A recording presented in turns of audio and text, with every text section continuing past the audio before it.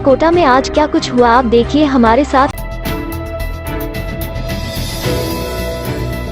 गणतंत्र दिवस पर भी अयोध्या में राम मंदिर की झलक। मुख्य अतिथि शिक्षा मंत्री ने राम सीता के पात्रों को किया दंडवत प्रणाम। कोटा गणतंत्र दिवस का जिला स्तरीय समारोह शुक्रवार को नयापुरा स्थित महाराजा उमेश सिंह स्टेडियम में आयोजित किया गया। मुख्य अतिथि शिक्षा एवं पंचायत राज मंत्री मदन दिलावर ने ध्वजारोहण किया और मार्च पास्ट की सलाह मिली। कार्यक्रम के दौरान संस्कृत में देशभक्ति की प्रस्तुतियां दी गई। इस दौरान विभिन्न क्षेत्रों में उल्लेखनीय कार्य करने पर 74 प्रतिभाओं को सम्मानित भी किया गया। साथ ही युद्ध वीरांगनाओं और स्वतंत्रता सेनानियों को भी सम्मानित किया गया। इस दौरान विभिन्न विभागों की ओर से झांकियां का भी प्रदर्शन किया गया। नगर निगम कोटा उत्तर की ओर से राम मंदिर अयोध्या और प्राण प्रतिष्ठा महोत्सव की झांकी प्रस्तुत की गई। झांकी प्रदर्शन के दौरान मुख्य अतिथि मदन दिलावर ने खड़े होकर मंदिर की झांकी को प्रणाम किया। वहीं सांस्कृतिक कार्यक्रमों के दौरान राम के भजनों पर प्रस्तुति दी गई, जिसे बड़ी संख्या में मौजूद लोगों ने तालियां बजाकर अभिनंदन किया। वहीं कार्यक्रम समाप्ति के बाद कार्यक्रम में राम सीता का पात्र निभाने वाले जैसे ही मुख्य अतिथि से मिलने पहुंचे, वैसे ही मंत्री मदन दिलावर ने दंडवत होकर उन्हें प्रणाम किया। उनके इस प्रणाम करने को देखकर सभी पंचक के रह गए। वहीं मुख्य अतिथि ने स्वतंत्रता सेनानियों और युद्ध वीरांगनाओं को सम्मानित करने के बाद उनके चरण स्पर्श भी किया। समझ में नगर निगम कोटा उत्तर के झांकी को प्रथम पुरस्कार से सम्मानित किया गया। कार्यक्रम में संभागीय आयुक्त डॉक्टर प्रतिभा सिंह, जिला कलेक्टर डॉक्टर रविंद्र गोस्वामी समेत पुलिस और प्रशासन के अधिकारी वर्धन प्रतिनिधि मौजूद रहे। गणतंत्र दिवस के अवसर पर शासन सचिव सहकारिता एवं अपेक्स बैंक प्रशासक शुचि त्यागी ने प्रातः 8:30 बजे अपेक्स बैंक परिसर में झंडारोहण किया। इस अवसर पर अपेक्स बैंक के प्रबंध निदेशक भूमाराम एवं अपेक्स बैंक के अधिकारी व कर्मचारी उपस्थित थे। इस मौके पर सभी को मिष्ठान वितरित किया गया। सहकारी समितियों के रजिस्ट्रार अर्चना सिंह ने नेहरू सहकार भवन पर ध्वजारोहण किया। इस अवसर पर सहकारिता विभाग, राष्ट्रीय व राज्य स्तरीय सहकारी संस्थाओं के अधिकारी व कर्मचारी भी उपस्थित थे। प्रबंध निदेशक राजफैद शक्ति सिंह राठौर ने प्रातः 8:30 बजे राजफैद परिसर में झंडारोहण किया। इस अवसर पर राजफैद के अधिकारी व कर्मचारी उपस्थित थे। इस मौके पर सभी को मिष्ठान वितरित किया गया। गणतंत्र दिवस के अवसर पर जल भवन स्थित जन स्वास्थ्य अभियांत्रिकी मुख्यालय पर शासन सचिव पीएचई डॉक्टर समित शर्मा ने झंडारोहण किया। इस अवसर पर उपस्थित जन समूह को संबोधित करते हुए डॉक्टर शर्मा ने कहा कि हर अधिकारी कर्मचारी अपने दायित्व का निर्वहन ईमानदारी एवं निष्ठा के साथ करे, यही देश की सच्ची सेवा है। उन्होंने कहा कि लोगों को शुद्ध एवं गुणवत्तापूर्ण पेयजल नियमित रूप से मिले, ये हम सभी का कर्तव्य है।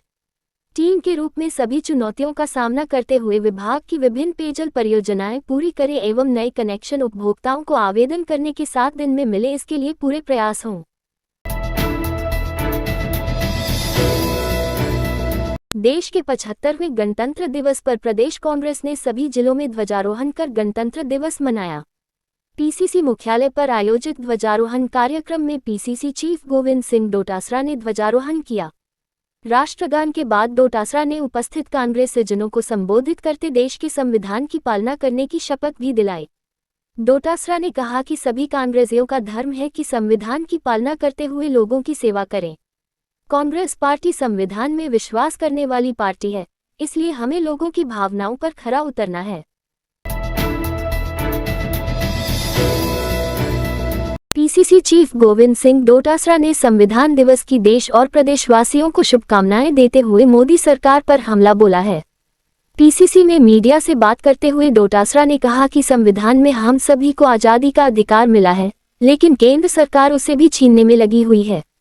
आज बेटियों को बोलने नहीं दिया जाता है। विपक्षी दलों के नेता भी कुछ बोलते हैं तो उन्हें चुप कराने के लिए सरकारी एजेंसियों का दुरुपयोग किया जाता है। संसद में सांसदों ने सुरक्षा में चूक कर सवाल पूछ लिए तो 150 सांसदों को बाहर निकाल दिया। आज केंद्र में काम करने वाली सरकार संविधान की धज्जियां उड़ा रही है। जिस संविधान से हमारा देश चलता है उसे ही मान नहीं रहे। आज मीडिया और जनप्रतिनिधियों को बोलने या बात रखने का हक नहीं दिया जाता है, उससे लगता है कि संविधान में मिले हक को छीनने का काम किया जा रहा है। आज मीडिया भी अपनी बात रखने के लिए स्वतंत्र नहीं है। भजनलाल सरकार पर हमला बोलते हुए कहा कि यह तो पर्ची सरकार है, यहाँ तो पर्ची आती तो कुछ होता, बिना पर्ची आए यहाँ कुछ नहीं होगा। आज केंद्र में जिस प्रकार की सत्ता काम कर रही है, उस संविधान की धज्जियां उड़ा रही है, संविधान को मान नहीं रहे हैं। जिस संविधान से हमारा देश चलता है, जिसमें हमें बोलने की आज़ादी है, हमें पढ़ने की आज़ादी है, 36 कौमों के लोग इस देश में निवास करते हैं और अपनी प्रगति के लिए, अपने जीवन यापन के लिए प्रतिदिन काम करते हैं। लेकिन आज न मीडिया को बोलने की आज़ादी दी जा रही है, न जनप्रतिनिधियों को अपनी बात रखने की आज़ादी दी जा रही है। एक तरीके से जो देश की आज़ादी छीनने का काम केंद्र की सरकार कर रही है।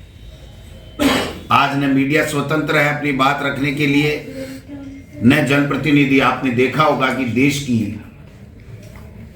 सर्वोच्च संस्था लोकसभा में और राज्यसभा में किस प्रकार से केवल एक सुरक्षा का मुद्दा उठाने के ऊपर कि भाई ये कैसे गड़बड़ हुई, कौन लोग थे, किस प्रकार से आए, क्या आगे आप क्या देश की संसद की सुरक्षा करेंगे, इस बिंदु के ऊपर 150 लोगों को बाहर कर दिया गया। जो कानून जनप्रतिनिधियों की चर्चा के बाद में, सबकी राय के बाद में पास होना चाहिए, आनन फानन में उन कानूनों को पास कर लिया। और आज चाहे जिसको जेल में ठोका जा रहा है, चाहे जिसके ऊपर मुकदमे लगाए जा रहे हैं, कोई सुनने वाला नहीं है। इस रात की सुबह नहीं होती जब तक हाथ में उसकी गर्माहट नहीं होती। चाय का प्याला, अखबार साथ पुराना है, मिट्टी से जोड़ता है। खबरों की खुशबू से सारा घर महकता है। हर रंग में ढला कहानियों से किस्सों तक ले जाता है बेरोक टोक। देश के हर हिस्से तक ये हकीकत का आईना है, ख्वाबों को सच करके दिखाता है। दैनिक नवज्योति, आपके लिए, आपके साथ। ये थे आज के मुख्य समाचार। विस्तार से जानने के लिए पढ़ते रहिए दैनिक नवज्योति। दैनिक नवज्योति के YouTube चैनल को सब्सक्राइब करें और ताज़ा अपडेट के लिए बेल आइकॉन दबाएं।